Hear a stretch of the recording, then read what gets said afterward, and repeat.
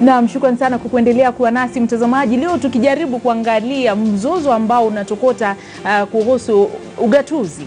Tumeona magavana wameandamana, maseneta leo wameelekea mahakamani. Bunge la Taifa ndio linatupiwa jicho, linaambiwa nyinyi ndio mnajaribu kuhujumu katiba. Na si swala ambalo tumelisikia kwa mara ya kwanza Bwana Hamisi Mboga. Ilianza kwamba serikali ya taifa ndio inajaribu kuhujumu katiba. Sasa inadaiwa kwamba bunge la taifa kwa ushirikiano na serikali kuu ndio inajaribu kuhujumu katiba. Kwanza ilikuwa ni kuhusu tugatue huduma hizi. Ikasemekana kwamba serikali haitaki kuziachilia huduma hizi. Ikawa mambo ya pesa. Mbona basi mambo kama haya tuzidi kuyazungumza miaka mingapi baadaye tangu kupitisha katiba? Formula imewekwa ya mgao wa fedha za kaunti, lakini bado maelewano hakuna. Sheria imenakili huduma ambazo zinastahili kugatuliwa, lakini bado maelewano hakuna. Tatizo liko wapi hasa na litapata suluhu? Ni kwamba hawaelewi sheria, hawa watunga sheria, au ni nini hasa ambacho kinaonekana kusababisha mgogoro huu mara kwa mara? Maoni yangu, kwa sababu ya utafiti ambao tutafanya, sheria ziko na zilitungwa na ni nzuri, na kama kuna mahali padogo kwa kurekebisha inaweza kurekebishwa. Lakini katika utafiti wetu tuliona makosa yalikuja kabla ya uchaguzi. Tulipitisha katiba 2010. Katika katiba ile procedure tuliambiwa kutoka 2010 mpaka 2013 kuna mambo yafanyike. Na jambo moja kubwa lilikuwa ni kugawanya zile functions za county na national government. Kuna zile function 14 ambazo zimepatiwa ugatuzi na county government, na zile nyingine 25, 27 za national government. Lakini ukiziangalia hizi functions hizi, majukumu haya mengine yanapitana, kwa sababu health iko serikali ya kitaifa na health iko county. Sasa sisi ikaitwa concurrent functions. Katika concurrent functions, zile function ambazo zafanyika kwa watu wawili wakati mmoja, lazima watu wakae. Hilo ni jambo la mwanzo. Sidhani kama tulikaa tushaangalia hizo concurrent functions. Jambo la pili ambalo naona hali kufanyika kulingana na utafiti tumefanya ni kuwa tuliambiwa wakati zile functions zikigawanywa kuwe na budget, ziwe costed. Kabla hajapelekwa county, je, ile health ambayo inapelekwa county, kuendesha hiyo health ni pesa ngapi? Lakini tuliona functions karibu 16 zililetwa siku moja, tuna circular moja zimekuwa devolved. Hatukuangalia mambo ya transfer of resources, transfer of staff. Kuna wengine walikuwa waja waregeshwa. Makosa yalianza pale. Maana hizo functions zinakupa pesa. Maana ukisema unataka pesa nyingi zaidi ufanye nini? Kama tunge cost zile function kutoka mwanzo, tukajua ugatuzi huu umeenda huku, pesa zake za kuendesha ugatuzi ni hizi. Alafu sasa kama county governments wanasema wataka zaidi, uambie zaidi gani? Ama ni vitu gani vipi ambavyo mmekuwa navyo?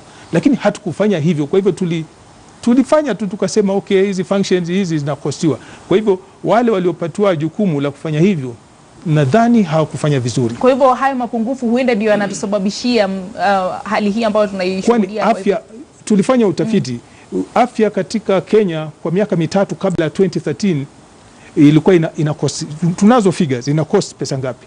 Ilipogatuliwa, je, walipatiwa zile pesa ambazo zilikuwa zinaendeshwa na Ministry of Health? Chukua agriculture, kabla 2013 ilikuwa wana budget. Chukua budget zile za Ministry of Agriculture kwa miaka mitatu, ukiziweka pamoja ufanye average, useme kwa vile functions zimeenda huku, basi pesa za nothing happened. Naam, hebu turudi kwa Senator Cherargei katika majengo ya bunge. Senator, awali tumegusia hili swala kwamba mwaka 2013 mlielekea tena katika mahakama ya juu zaidi humo nchini, mahakama ya upeo, kuhusiana na vita hivi ambavyo vimekuwepo kati yenu na bunge la taifa. Je, kwa sababu mambo ni yale yale, unawadhani kwamba wakati huu mtapata suluhu ya kudumu? Au pia katika bunge la Seneti, kwa sababu nyinyi ndio mnasimamia ugatuzi, mmeangalia mapungufu kama haya ambayo Hamisi Mboga anayatajia na kujaribu kuona mtayaziba vipi ili kuzuia migogoro hii mara kwa mara ambayo inazuka bungeni? Zubaida, nakubaliana ndugu yangu Hamisi amesema kweli, lazima tungefanya costing za zile function, kwa sababu tulidevolve function lakini hatukudevolve pesa. Na nafikiri hii migogoro yote imeletwa ni kwa sababu ya resource allocation. Kwa sababu ukiona hata wabunge, kwa mfano CDF Act, kulingana na sheria article 202, pesa ambazo zinatakiwa kugawiwa zinatakana kugawa nationally na county. So nakubaliana na ndugu yangu kuwa tungefanya costing na tujue hizi functions money follows function, lakini tuliwachilia function, lakini pesa zimebaki huku Nairobi. Na nafikiri kwa mfano ukiona tetezi ambazo zimeibuliwa na Wizara ya Fedha katika taifa letu la Kenya, wamesema ya kwamba kwa sababu wamekasta pesa ambazo zinaenda mashinani ni kwa sababu ati tunalipa public debt. Je, swali ni je, wakati walichukua hiyo public debt, je walihusisha ma-counties? Hawakuhusisha ma-counties. So nakubaliana na hii migogoro si ya ubabe. Hii migogoro ni kujaribu kuwaelimisha wenzetu wajue umuhimu wa ugatuzi, kwa sababu hakuna kiongozi ambaye anatakikana kukataa pesa ama resources weke mashinani kwa sababu ya basari, kwa sababu ya madawa, kwa sababu ya mabarabara. Hata tumeona Council of Governors wameelekea mahakamani kuhusu roads, na hiyo maneno imetutuliwa.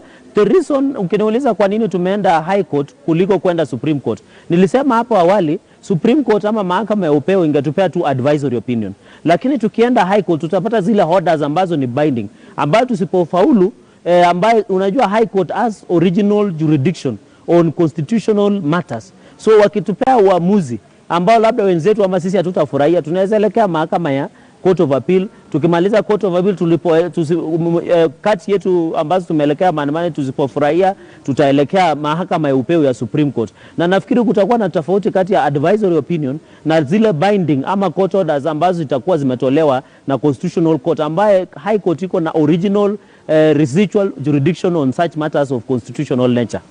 Na ni hapo Seneta, nadhani huku nipata vizuri, kwa sababu nauliza endapo mlienda mahakama ambayo ni ya upeo, ambayo ni ya juu zaidi, mkapewa mwelekeo ambao bado haujaleta suluhu, nini ambacho kinakupatia hakikisho kwamba sasa hivi ambapo mmerudi mahakamani katika mahakama ya katiba mtapata suluhu? Tutapata suluhu kwa sababu vile nilivyotaja, na wenzangu hapo watakubaliana nini, kwa sababu nimesikia ni mawakili.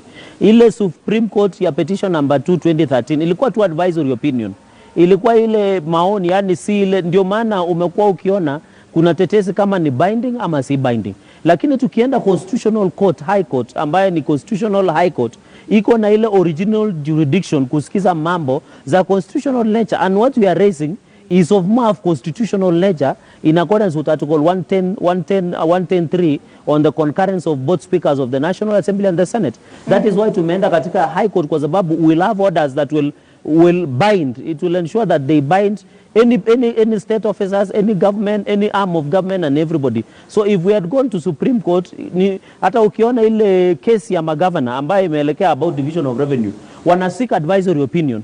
They are not seeking any specific orders. Kama vile tunataka specific orders in the High Court, ya tukue some of those 24 legislations tukue declared null and void. Na Senator, turudi kwako wakili, kwa sababu mambo yote ambayo yanazungumzwa sasa ni kuhusu sheria. Kwanza kabisa, Rais Uhuru Kenyatta kwa kuidhinisha sheria hizi ambazo zinasababisha mgogoro huu, yeye binafsi pia anakiuka sheria au ni ushauri ambao hajapewa vizuri? Na ni nini ambacho kinaweza kufanyika kisheria husiana na kando na mahakama kuhusiana na sheria hizi ambazo tayari zimeidhinishwa na rais na kuwa sheria na ambazo zinazingirwa na mgogoro?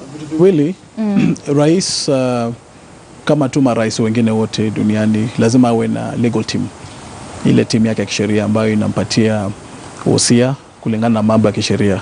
Na kwa hivyo au expect rais ajue kila kitu, lakini wale watu ambao wamemzingira na wanashikilia masuala ya kisheria ndio wale ambao wanapaswa kumweleza kwamba hausitie sahihi hii, maana kidogo ina dosari. Maana lazima bunge la kitaifa na bunge la seneti lielewane katika mambo haya. Hapo ndio mambo haya yatakuwa sheria. Lakini pia unaweza pata kwamba katika ile hali ya kuidhinisha zile sheria unapata kwamba huenda zisikuwe affected kwa maana tayari zimekuwa challenged. Na ikiwa wale watenda kotini wasimamishe, waseme kwamba High Court tunataka specific orders ambazo zitasimamisha sheria hii, ama zita challenge, ama tutapata injunction kwamba sheria hizi zisianze cooperate hadi wakati ambapo ule mahakama itapeana mwelekeo kwamba sheria hizi je ni za kweli ama zilipitia njia ya kweli ama zilikiuka sheria. Kwa hivyo unapata kwamba japokuwa ndio alitia sahihi, ikiwa kuna challenge kama hii ambayo imefikishwa mahakamani, lazima mahakama interpret. Na tofauti ya mahakama ya High Court na ile ya upeo ni kwamba unapoenda directly kwa mahakama ya upeo watatoa tu ushauri.